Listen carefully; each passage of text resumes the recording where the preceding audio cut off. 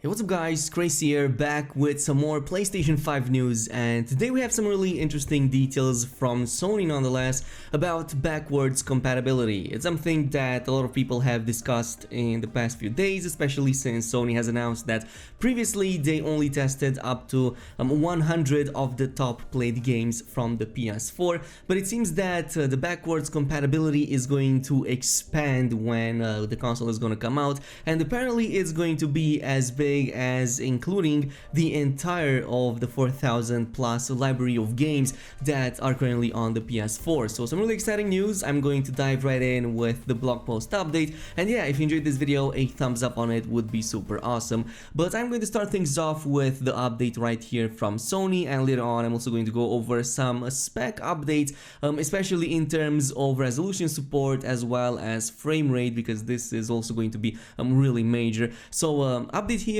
a quick update on backwards compatibility with all of the amazing games on PS4's catalog. We've devoted significant efforts to enable our fans to play their favorites on PS5. We believe that the overwhelming majority of the 4,000 plus PS4 titles will be playable on PS5. We are expecting backwards compatibility titles will run at a boosted frequency on PS5 so that they can benefit from higher or more stable frame rates and potentially higher resolutions. We're currently evaluating games on a title-by-title basis to spot any issues that need adjustment from the original software developers. In his presentation, Mark Cerny provided a snapshot into the top 100 most played PS4 titles, demonstrating how well our backwards compatibility efforts are going. We have already tested hundreds of titles and are preparing to test thousands more as we move towards launch. We will provide updates on backwards compatibility along with much more PS5 news in the months ahead. Stay tuned. So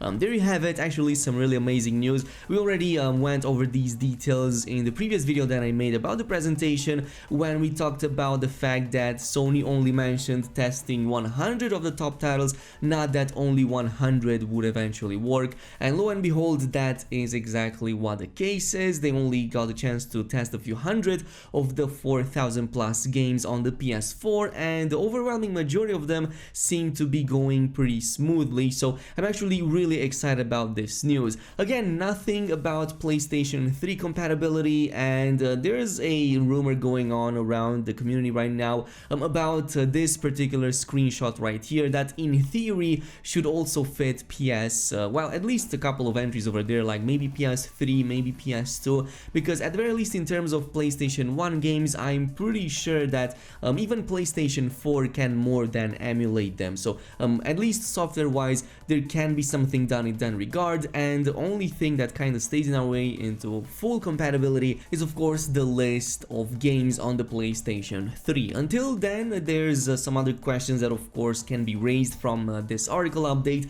and I'm going to go over specifically the performance that many of these games are supposedly going to get with the PS5 compatibility. So as you may or may not know, some of the games on the PS4 are locked to 30 FPS by default. There's many reasons for why a game might be locked into just 30 frame rates per second, while there are a nice selection of games out there that can exceed that and have variable frame rates, like for example Monster Hunter World, but there's other titles in there as well. So the question here is, how would PlayStation 5 handle games that are normally locked at 30 FPS? Because obviously in that case there has to be a patch by the developers in order to actually activate a higher frame rate. Otherwise, for games that do have that variable frame rate, like the example I just gave, yes, that's an easy example. In that case, it could definitely work, and it could probably happen for Monster Hunter World to even reach 60 plus frame rates on the PlayStation 5, which would honestly be really awesome. But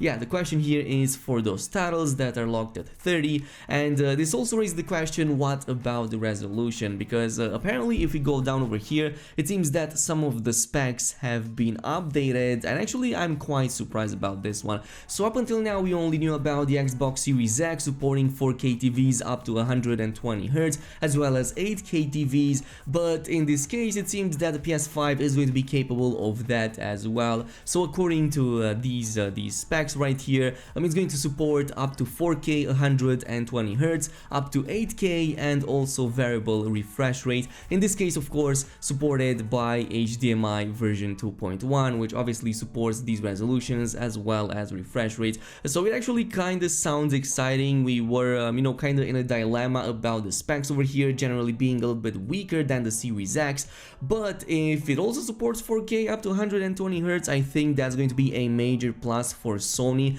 Not only are they going to support similar resolutions and frame rates and refresh rates as the more expensive probably Series X, but they can also sell their console at much cheaper, and this could be a really awesome strategy that might pay off for Sony, like sell a console at a much cheaper price early on, even if that means lower specs like 10-15%, but if you can support the same type of quality as your competitor and also sell it at a much cheaper price, you can pretty much reach market dominance much faster. And also in terms of actual quality, compatibility, backwards compatibility, and the performance increase, how is the new SSD tech going to influence older games? Because obviously they have been developed with the older tech in mind, and the reason I'm asking this is because in a recent Digital Foundry video they've compared Gears 5 on the Xbox Series X as well as on the current Xbox One X, and there was quite a big difference in certain areas.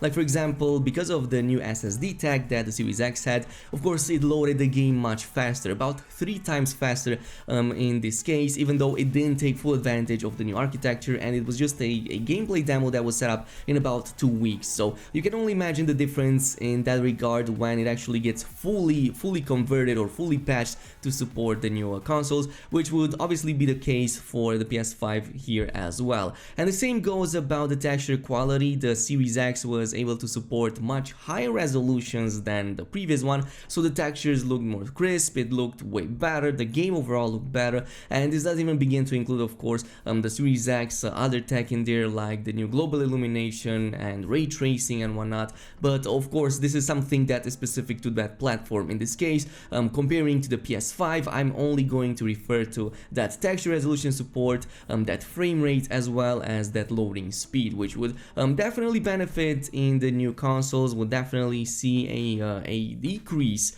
in terms of loading those games, booting them up, and loading in different levels. So some really exciting stuff. This could probably mean that current generation games like Marvel Spider-Man, like God of War 2, and other huge titles that we've been enjoying might play way better and be way cooler on the new PlayStation 5, and the same could be said of course about the Xbox Series X with its respective catalog of games. So yeah, this is some really exciting stuff. I'm definitely looking forward to seeing some more news about the PlayStation 5, and I'm definitely looking forward to playing my current library of games on the PlayStation 5 once it comes out. But yeah, this is all for now. I hope you guys enjoyed this video. As always, don't forget to comment, like, and subscribe, and I'm gonna see you guys in the next one.